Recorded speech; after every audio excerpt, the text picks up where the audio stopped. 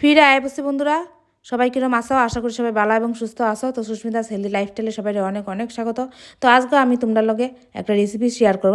আজকে আমি তোমরা দেখাইম যে আমি কীভাবে বাড়িত চিকেন পকোড়া বানাই। তো আমার পোলাপানা যখন একটু চিকেন পকোড়া বাইরের দুহানের চিকেন পকোড়া খাইতে চাই, এই সময় কিন্তু আমি বাড়িতে চিকেন পকোড়া বানাই এরারে খাওয়াই। বাড়ির চিকেন পকোড়া বানাইলে কী হয়, দামেও কম হয় এবং জিনিসটা পরিষ্কার পরিচ্ছন্নভাবে কইরা হেরারে দেওয়া যায়।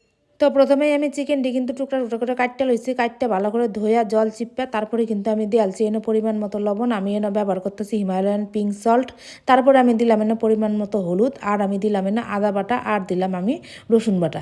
আদা বাটা রসুন বাটা দিয়া তারপরে কিন্তু আমি এনে দিয়ালবাম পরিমাণ মতো শুকনা লঙ্কার গুঁড়া। শুকনা লঙ্কার গুঁড়াটা আমি এলাগিন দিলাম কারণ রঙটাও একটু ভালো হইব, আর খাইতেও কিন্তু এটা একটু ঝাল হইব, একটু ঝাল ঝাল হইলে কিন্তু এটা বেশ ভালোই লাগে। তারপরে আমি এনে দিয়ে আলবাম 1 চামচ ভিনিগার। ভিনিগার না দেওয়া তোমরা কিন্তু লেবুর রসও দিতে পারো অথবা তোমরা টক দইও দিতে পারো। তো ভিনিগারটা দিলে মাংসটা একটু নরম হয়ে যায়। আর আমি এনে দিলাম সয়া সস। সয়া সস দিলে কিন্তু এটার টেস্ট অনেক গুণে বেড়ে যায়। তারপরে আমি একটা দিয়ে আনলাম ডিম। ডিম দিয়া কিন্তু আমি এটা বালা করে সবটি একলগে মাখকে লইয়াম। মাখকে কিন্তু আমি এটা আধা ঘন্টা লাগিন রেস্টে থুয়ে দিলাম। রেস্টে থুয়ে দিলে কিন্তু এই মশলাটা ভালো করে মাংসের ভিতরে ঢুকবো এবং ভিনিগার যেহেতু দিছি মাংসটা কিন্তু নরম হইব। আর ভিতরে কিন্তু সাবা সাবা লাগতো না। অনেক সময় কিন্তু চিকেন পকোড়ার চিকেনটা ভিতরে সাবা সাবা লাগে, ভিনিগার দিলে কিন্তু মাংসটা খুব নরম হয়ে যায় আর খাইতে কিন্তু খুব টেস্ট লাগে, আর তাড়াতাড়ি মাংসটা ভাজা হয়ে যায় আর ভিতরেটা সিদ্ধ হয়ে যায়। কিছুক্ষণের আগে রেস্টে রাখিয়া তারপরে কিন্তু আমি দিলাম এনে 1 চামচ কর্নফ্লাওয়ার আর 1 চামচ ময়দা। কর্নফ্লাওয়ার আর ময়দাটা বাইন্ডিংয়ের লাগিয়ে দিলাম। তো এটা দিয়ে কিন্তু আমি ভালো করে মাখিয়ে লইলাম। ভালো করে মাখলে কিন্তু এটা একটা আডা আডার মতো হয়ে যাবো গা।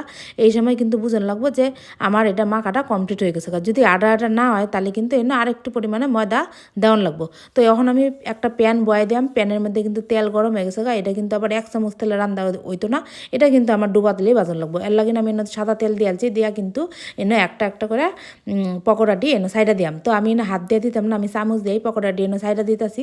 দিয়া কিন্তু এটা হালকার থেকে মাঝারি আছে আস্তে আস্তে ভাজা হইব প্রথম দিকে, আর লাস্টের দিকে কিন্তু আমি আঁচটা একটু বাড়াই দিলাম যাতে কড়কড়া হয়। তো বন্ধুরা, এই পদ্ধতিতে কিন্তু তোমরা চিকেন পকোড়া বানায় বাড়িতে তোমরা বাচ্চারা খাওয়াইতে পারো। যারা বয়স্ক মানুষ আছে বাড়ির, যারা দাঁত নাই, তারাও কিন্তু এই চিকেন পকোড়া খাইতে পারবো, কারণ মাংসটা কিন্তু খুব নরম হয়ে যায়। আর যেহেতু এটা বোনলেস চিকেন, আর বাইরের রোড সাইডের চিকেন পকোড়া কিন্তু দামে একটু বেশি পড়ে। 1 প্লেট চিকেন পকোড়ার মধ্যে মাত্র 8 পিস থাকে। এটা নিতে কিন্তু 50 থেকে 60 টাকা নেয়। আর বাড়ির যদি তোমরা 100 টাকার মাংস আইনা এটা বানাও তাহলে কিন্তু 5 থেকে 6 জন তোমরা এই চিকেন পকোড়া বাজ্যা খাইতে পারবো। আর একজনের প্লেটে কিন্তু 5 থেকে 6 টুকরা করে পড়বো। তো বাইরের চিকেন পকোড়ার মধ্যে কিন্তু আরও অনেক কিছু জিনিস মিশায় যাতে খাইতে আরও বেশি টেস্ট লাগে, কিন্তু অত কিছু মিশানির দরকার নাই, এটি বাচ্চার স্বাস্থ্যের পক্ষে ক্ষতিকারক। তো বাড়িতে কিন্তু আমরা এবার নর্মাল জিনিস দিয়ে কিন্তু চিকেন পকোড়া বানায়া খাইতাম পারি। তো এই চিকেন পকোড়াটি কিন্তু আমি হালকার থেকে মাঝারি আছে আস্তে আস্তে ভাজতেছি, বেশি আজ আমি বাড়াইতাম না। প্রথমে আমার চিকেনটি ভালো করে ভিতরে তো সিদ্ধ হয়ে গেলে গা, লাস্টের দিকে আমি আঁচটা একটু বাড়াই দিলাম যাতে বাইরে দিয়েও একদম কড়কড়া ক্রিস্পি হয়ে যায়। তো আরেকদিন আমি তোমরা এই ক্রিস্পি চিকেন বানাইও খাওয়াম। আমি মাঝে মাঝে চিকেনের অনেক ভ্যারাইটি বাড়িতে বানাই, এবং বাইরে আনহেলদি খাবার খাওয়ার থেকে বাড়িতেই যদি আমরা এই রেসিপিগুলো বানায় খাওয়াই তাহলে মনে হয় পোলাপানের স্বাস্থ্যও ভালো থাকবো, এবং এরার এটা জিনিস খায় কিন্তু পেট খারাপ, গ্যাস, এটা অন্য কিছু হইতো না। খালি বানাইতে একটু খাটনি ধৈর্য ধরে বানানি লাগে, এটাই। তো আমার চিকেন পকোড়াটি কিন্তু প্রায় হয়ে গেছে গা। এখন আমি একটু আঁচটা বাড়াই দিলাম, বাড়াই কিন্তু একটু লাল করে বাজ্যে লইলাম।